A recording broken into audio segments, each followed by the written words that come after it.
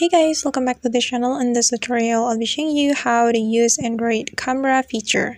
So let's get started. First of all, you can open your camera application on your Android phone, and this is my camera application, so just tap on it. And this is the camera look, and if you want to take a picture, we just need to click on this circle. Then if you want to take a video, you can click on the video section right here, then just tap on this record button to start recording the video. And if you want to go to the camera setting, you can click on the settings option right here on the top left corner of your screen.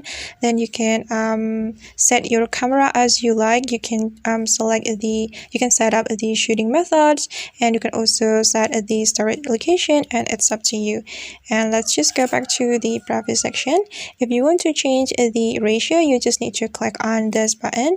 Then you can select the ratio that you want, and for example, I'm just going to select full ratio right here.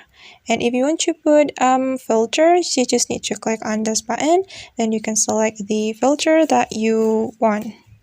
Okay, and let's just go back to the previous section, guys. And then if you want to turn on the flash, you can click on this one, and you can turn on by clicking on this option, this one. Okay guys, and that's how we can use Android camera feature. I hope this tutorial will be helpful for you. Thank you so much for watching, and see you in the next video.